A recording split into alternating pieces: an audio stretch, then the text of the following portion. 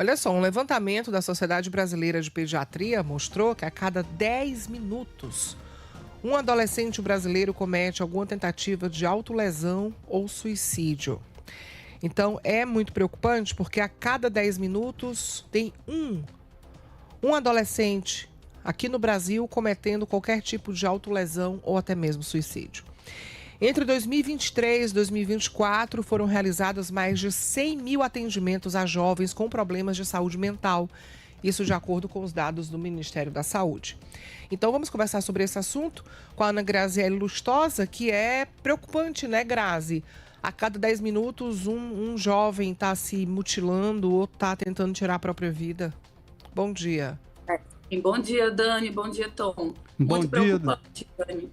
É algo que é muito alarmante, né, esse dado. E eu que estou aqui no consultório, a gente lidar com esse sofrimento diário. Então, é muito triste para o adolescente, para a família. E muitas vezes, Dani, os pais nem percebem, né?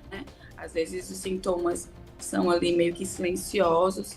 Então, é importante a gente falar de como perceber e chamar a atenção, porque é algo que realmente existe, né? Algumas famílias até acham que o jovem pode estar só chamando a atenção, só com drama. Normalmente as famílias falam, é muito dramático, fase difícil da adolescência, mas a gente não pode subestimar o sofrimento. Agora, como é que a gente pode... Porque, assim, muitos jovens, né, Grazi? Muitos desses jovens, eles acabam se machucando nos braços e escondendo com roupas compridas, né? Aí machuca na perna, tenta disfarçar. Como é que a gente pode perceber que aquelas roupas maiores e mais largas são uma tentativa de proteger algum machucado? A gente tem que observar sempre mudanças bruscas de comportamento, Dani. Então, assim, se o jovem não utilizava, né, normalmente esse tipo de roupa, passa a utilizar, isso somado com um isolamento maior, com uma fala, às vezes eles começam a falar, não queria mais existir, queria morrer. Inclusive, muitos adolescentes falam isso normalmente, às vezes até brincando, né, queria morrer, mas a gente tem que perceber um conjunto de comportamentos, né, de mudança de comportamento, uma tristeza maior, às vezes até uma agressividade maior, uma falta de vontade de fazer as coisas que antes o jovem gostava de fazer, falas como essas de sou um peso, nada faz sentido na vida para mim, essas roupas, né, que você falou. Às vezes eles colocam as roupas e algumas meninas, por exemplo, usam muitos acessórios. Aí começam a colocar muitas pulseiras, né? Muitas coisas assim no braço para esconder as marcas. Então, tem que observar o isolamento, Daniel, uma coisa que eu sempre gosto de chamar a atenção. O jovem, o adolescente, gosta de ficar no mundinho dele, né? Ali no quarto, com a porta fechada. Então, os pais sempre devem observar isso, de vez em quando chamar o jovem ali para conviver com a família nos outros ambientes da casa, observar o que eles estão fazendo. Alguns utilizam à noite, à madrugada, porque veem que os pais estão dormindo, todo mundo está dormindo, e aí eles ficam acordados, aí é um momento de refletir, um momento de sofrimento.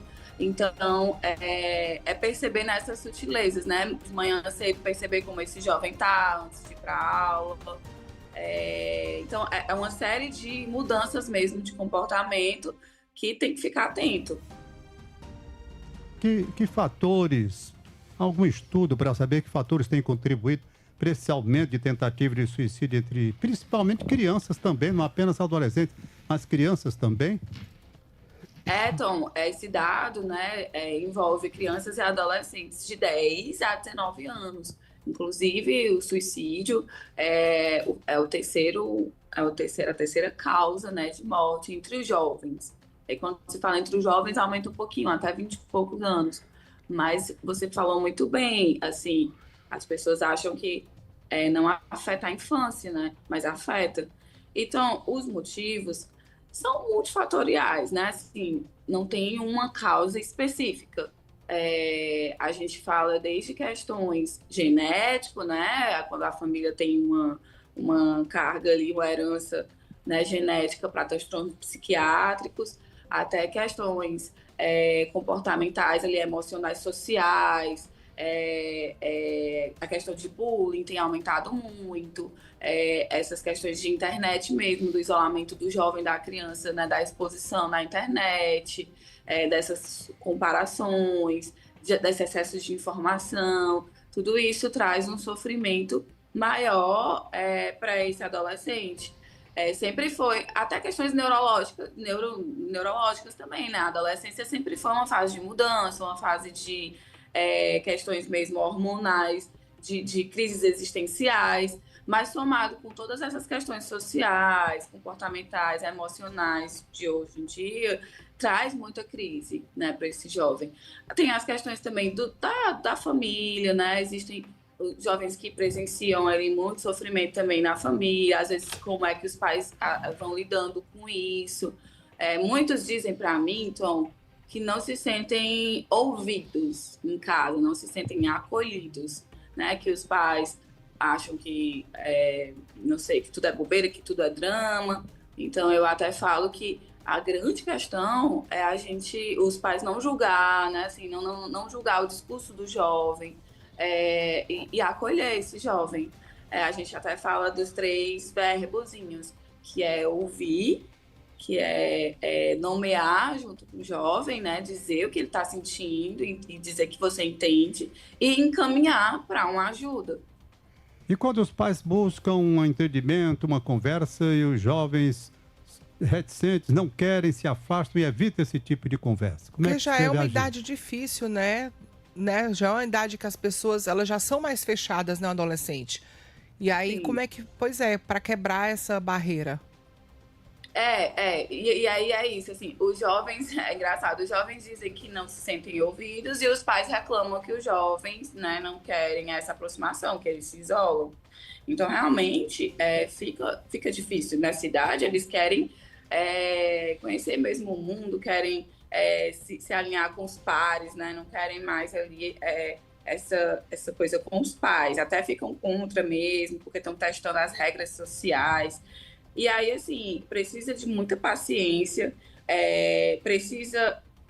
uma dica que eu levo muito, assim, para as famílias, é você tentar se aproximar de uma maneira estratégica, que é através do que o jovem gosta até, né? Assim, você não pergunta diretamente para o jovem, como é que você está, o que é que você fez, como foi a aula, mas você se envolve no que está acontecendo ali com ele, né? Você se envolve com os amigos, você se envolve com, às vezes, até a forma, né, deles falarem, muitos gostam de música, de jogo, enfim, você precisa, e aí é uma construção também, né, assim, da família, não só em um momento de crise, mas você precisa se aproximar, tentar esse vínculo e não desistir desse vínculo, né, mas quando eles estão realmente irredutíveis, quando é uma questão de crise, e você não tem como se aproximar, se você percebe que tem algo ali acontecendo, precisa buscar ajuda, encaminhar mesmo para um profissional, porque o profissional vai saber como lidar, como criar esse vínculo maior e até orientar a família, a depender do caso, né? Cada caso a gente encontra ali orientações específicas, mas esse vínculo é importante desde muito cedo, né? Você não perder, e aí é uma questão preventiva também. Quando a gente vê que o jovem tem um vínculo maior com a família, diminui, né, a possibilidade desse sofrimento, porque ele fala, normalmente o jovem esconde o que sente, mas quando esse vínculo é mais aberto, quando existe um diálogo, ele fala mais sobre as emoções. Agora também é muito difícil, né, Grazi, você conseguir convencer esse jovem por 2 motivos, a fazer terapia. Primeiro, porque muitos deles não querem. E segundo, porque muitas vezes os pais não podem arcar com esse gasto, não pode incluir no orçamento. O orçamento já é apertado e não dá para colocar mais uma conta para terapia, para psicólogo, né? Nesse caso, seria procurar, porque a gente sabe que alguns lugares atendem de forma ou gratuita ou com preço acessível, né? Isso, Dani. As clínicas escolas, a gente caminha muito para as clínicas escolas, que é um serviço de qualidade e é um serviço gratuito. Então, normalmente, nas universidades que tem o curso de psicologia, tem o serviço para a população de psicoterapia.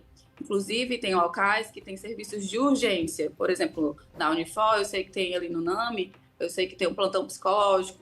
Então, você pode chegar lá, tá com urgência, chega lá com... Parece que tem que ter o cartãozinho do SUS, né? Mas só a identificação, o cartãozinho do SUS, você chega e já se informa e já é atendido. Então, tem nas universidades, na UFC, na UFO, enfim, onde tem o curso de psicologia, você vai encontrar esse serviço. Tem alguns locais que tem esse serviço também para as famílias, por exemplo, tem o Instituto Biodot, né, que é um local onde tem tanto para o paciente palestra, serviço também de psicoterapia e acolhimento às famílias também.